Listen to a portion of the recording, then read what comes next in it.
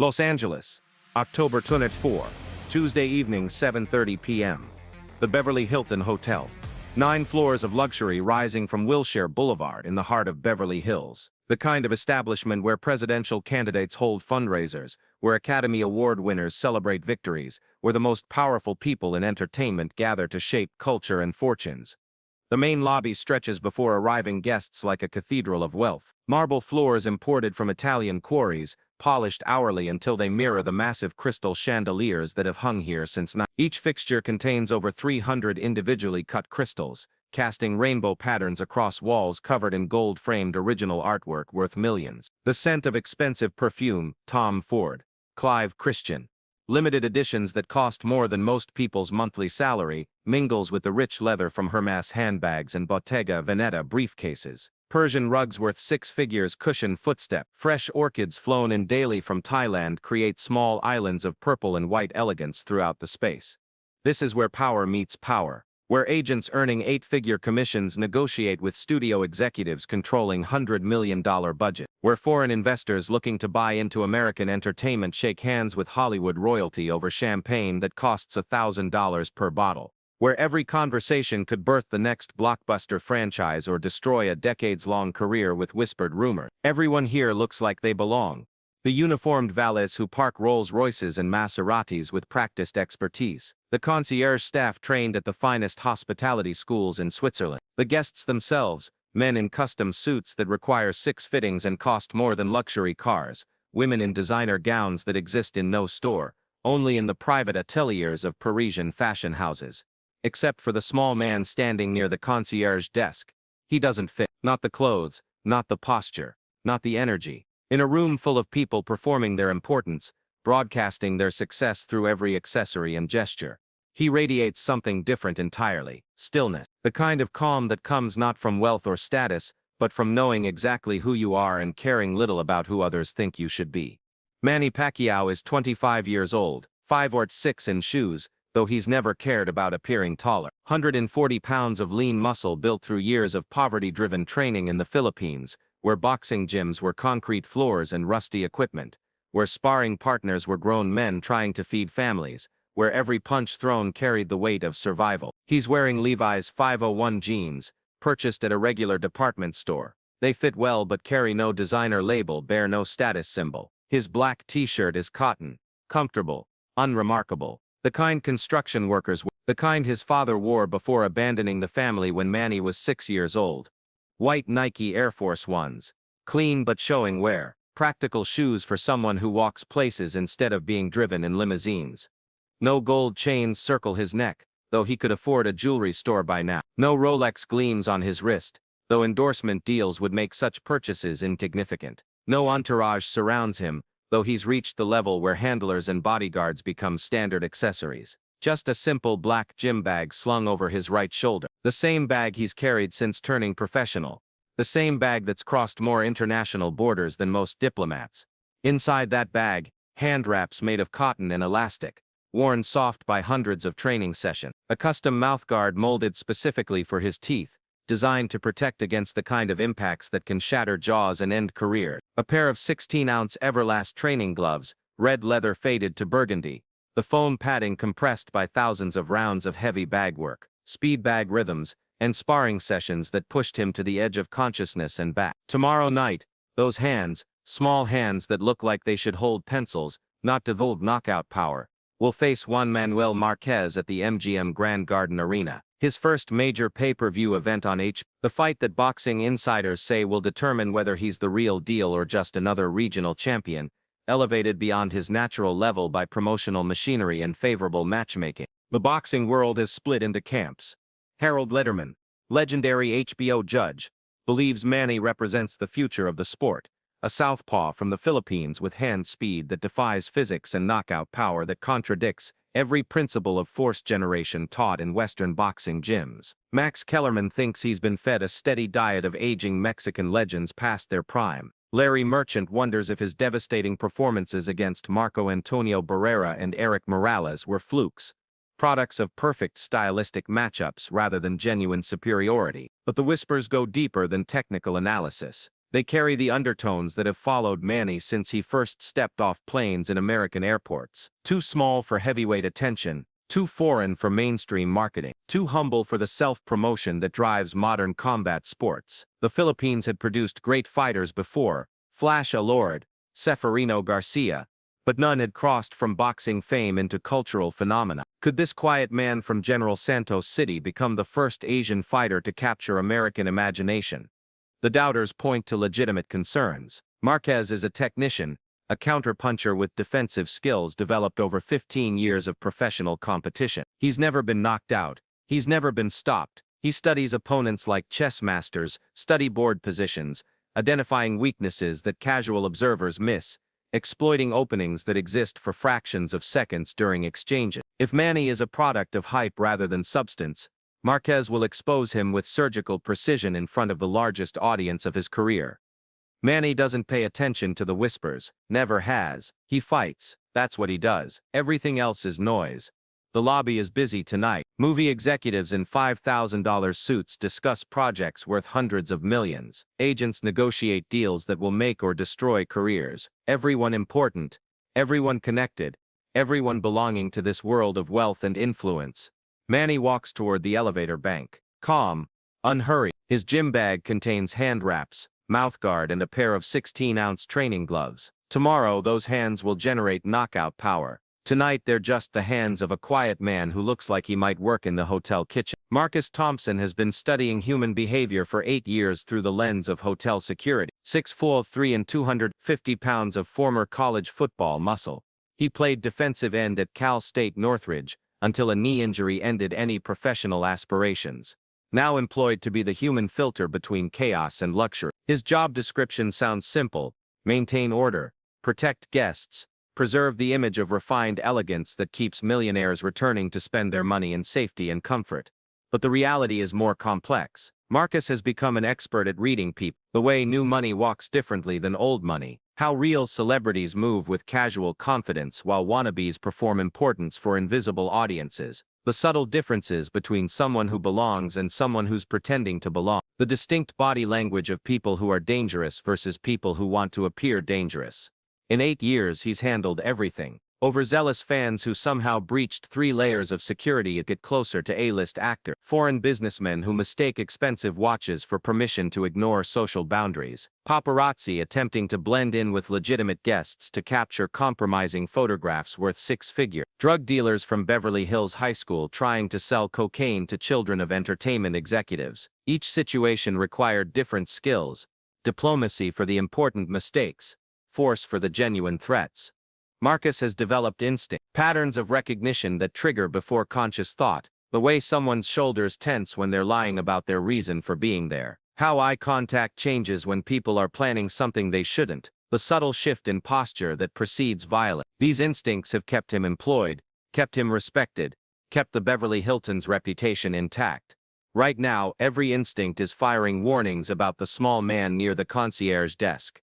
He's been watching him for 6 minutes. The casual clothes would be acceptable in the restaurant, but they're wrong for evening meetings in the private conference rooms. The gym bag seems out of place among Bottega Veneta purses and Louis Vuitton briefcases. But more concerning is the way he carries himself. Alert without appearing nervous, aware of his surroundings without being obvious about it, still without being passive. Marcus has seen this body language before, but never in the hotel. This is the stillness of someone who's been in situations where split-second awareness determined whether they lived or died. This is the posture of someone accustomed to violence, not the manufactured toughness of Hollywood actors preparing for roles, but the genuine readiness of someone who's survived real confrontations with real consequences. In Marcus's experience, people who move this way fall into 2 categories: law enforcement or criminals. Both can be dangerous in different ways, both require careful handling. He makes a decision. Time to investigate before this becomes a situation that reflects poorly on hotel management. Time to determine whether this man represents a threat to the kind of people who expect perfect safety when they pay premium prices for privacy and luxury. Marcus approaches with the practiced authority of 8 years managing difficult situations. Professional tone, confident posture, ready to escalate or de-escalate based on the response he receives. His presence alone, size, uniform, badge, radio, usually solves problems before they require actual confrontation. Most people, Faced with official authority, either comply immediately or reveal their true intentions through defensive behavior. This time feels different. The small man turns when addressed, makes immediate eye contact, shows no surprise at being questioned, no guilt, no nervousness, no anger, just calm attention, as if he expected this conversation and isn't bothered by it. That should be reassuring. Instead, it makes Marcus more cautious. He approaches with authority, professional but firm, the way they trained him. Project, confidence, control the situation, make sure everyone knows who's in charge. Excuse me, sir. Manny stops, turns, no surprise, no irritation, just calm attention, like he expected this conversation. Yes, can I help you with something? Are you meeting someone here? Marcus studies his face, young, peaceful, but something in the eyes, something that doesn't match the casual clothes and quiet demeanor, a stillness that makes him more cautious, not less. HBO executives, meeting at 8 o'clock. The accent is noticeable, Filipino. Marcus has dealt with plenty of immigrant workers, kitchen staff, housekeeping. They come through the service entrance, not the main lobby. And you are? Manny Pacquiao. The name means nothing to Marcus. He doesn't follow boxing, never heard of this guy. Just another foreign name that could be real or could be made up. Do you have identification? Manny reaches slowly into his back pocket, pulls out a wallet, California driver's license, shows it to Marcus without attitude, without resentment, just compliance. Marcus looks at the ID, Manny Pacquiao, address in Los Angeles, born 1978. Everything appears legitimate, but the address isn't Beverly Hills, isn't even close. This guy lives in a working-class neighborhood. And you're meeting HBO about what exactly? That's when Marcus makes his mistake. His tone shifts, becomes skeptical, patronizing, the tone reserved for people who don't belong, people who need to be managed, controlled. I'm a professional boxer. Marcus looks at him again, really looks. 140 pounds, soft features, no visible scars, no boxer's nose, no signs of the damage that comes with professional fighting. This guy looks like he could be knocked over by a strong wind. Marcus has seen professional boxers before, big men, heavyweight types who visit the hotel occasionally, muscles like bodybuilders, presence that fills a room. This small man looks nothing like a fighter. That's when Marcus makes his second mistake. He laughs, not mean, just dismissive, the kind of laugh that says, come on, be serious. You sure you're the fighter?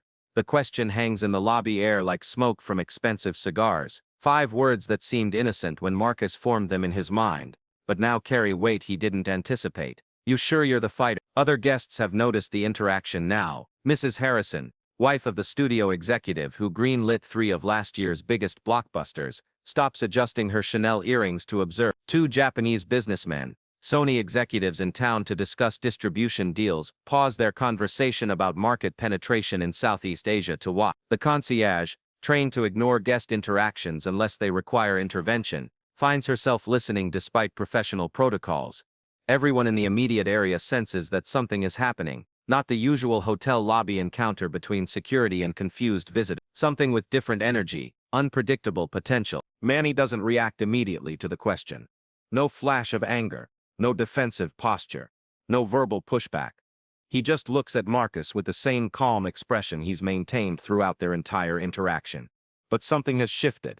Something in his stillness has deepened, like a pool of water that appears shallow until you realize you can't see the bottom. Then, with movements so fluid they seem choreographed, he sets down his gym bag. The action appears casual, adjusting weight distribution, freeing his hands for conversation. But Marcus notices that he places it precisely, deliberately, behind his right foot where it won't interfere with movement, where it can't be kicked or grabbed, where it creates a subtle barrier between himself and potential threats from that direction. These are small details, the kind that mean nothing unless you know how to read them. Marcus doesn't know how to read them. Would you like me to show you?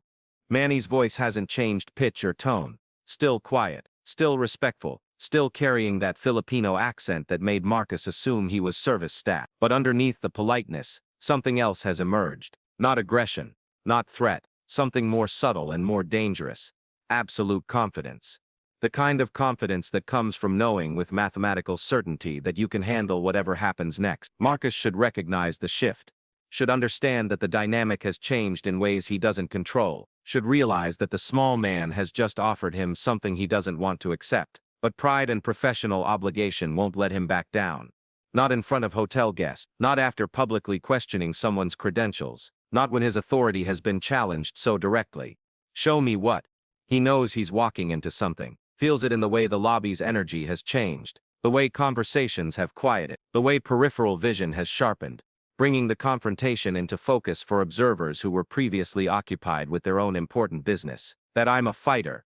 Now Marcus understands he's made a mistake. The small man isn't asking permission to prove himself. He's offering to provide evidence, the same way a master craftsman might offer to demonstrate technique to a skeptical customer. No emotion attached, no ego involved, just professional willingness to show results. But Marcus has committed to this path. Questioning someone's identity in a luxury hotel lobby creates expectations. Backing down now would signal weakness to guests who expect security personnel to project authority at all times. His reputation, 8 years of successfully handling difficult situations, depends on seeing this through to a conclusion that reinforces his credibility.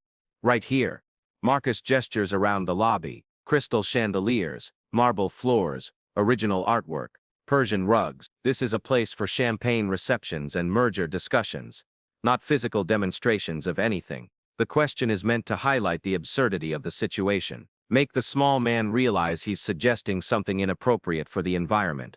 Instead, Manny nods. Right here, the lobby has gone completely quiet now. No rustle of designer clothing, no click of heels on marble, no murmur of private conversations worth millions of dollars. Even the background music from hidden speakers seems muted. 15 people, representing collective net worth in the hundreds of millions, have stopped their evening routines to watch this unlikely confrontation develop. Marcus looks around the circle of faces, all attention focused on him now, waiting to see how hotel security handles someone who's either delusional or dangerous. Either way, he has to follow through, has to demonstrate control, has to show that the Beverly Hilton's safety protocols work against any threat, regardless of how unconventional it appears.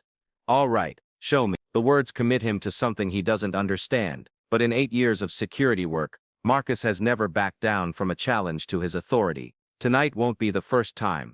That's when everything changes. What happens next unfolds so quickly that most observers will spend the following days trying to reconstruct the sequence. Security cameras will capture it, but the angles won't reveal the full picture. The speed will make detailed analysis difficult. The precision will seem impossible when played back in slow motion. But for the people standing in the lobby, watching with their own eyes, the demonstration becomes seared into memory with perfect clarity. Manny steps closer, not aggressive, just purposeful, like he's done this before, many times. Put your hands up. Marcus raises his hands, not a fighting stance, just casual, like he's playing along with a joke, still smiling, still not taking this seriously. Guard your face. Marcus brings his hands higher, more committed now. Still thinks this is going to be amusing. The small Filipino is going to throw some weak punches. Everyone will laugh.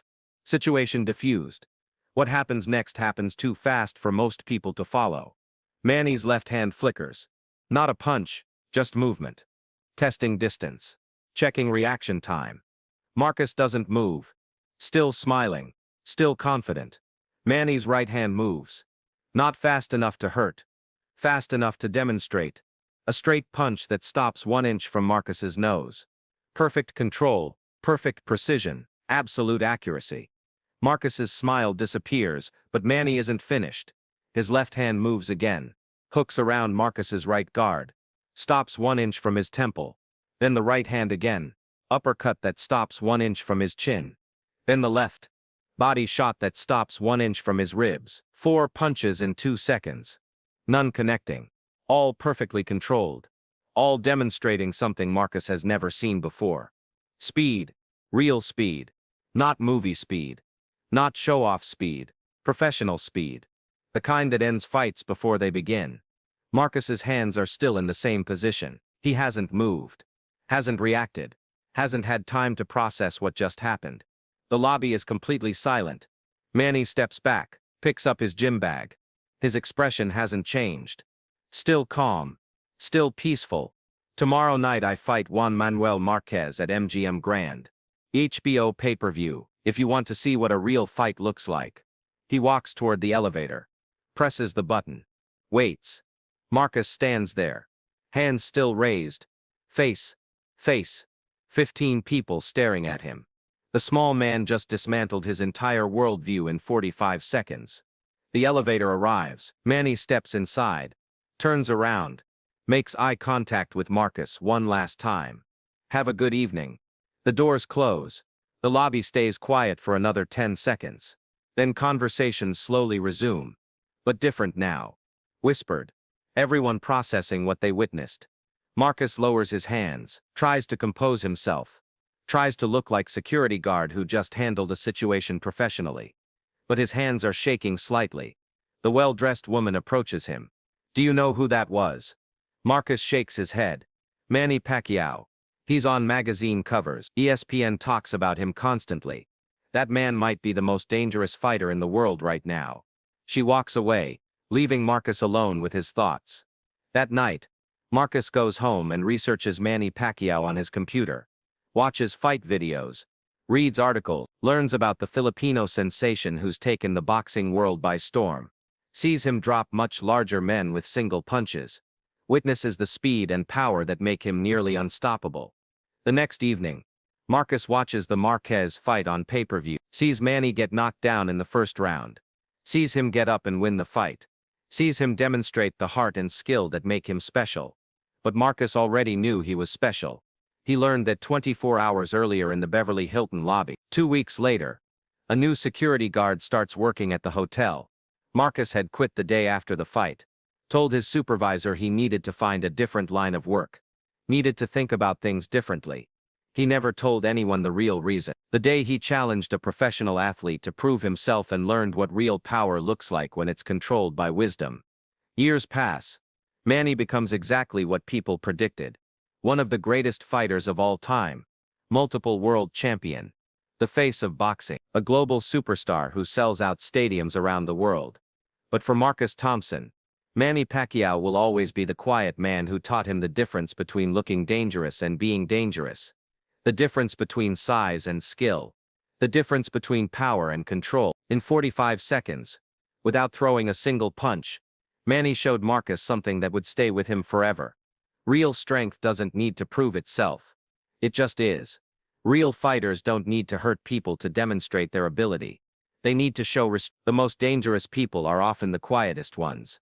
The ones who look like they belong in the kitchen, not the ring. The ones who speak softly and carry themselves with calm confidence. The ones who can end you in seconds but choose not to. That's what Manny Pacquiao taught a hotel security guard in Beverly Hills. Not with violence. With control. Not with anger. With wisdom. Marcus learned that night what millions of boxing fans around the world already knew.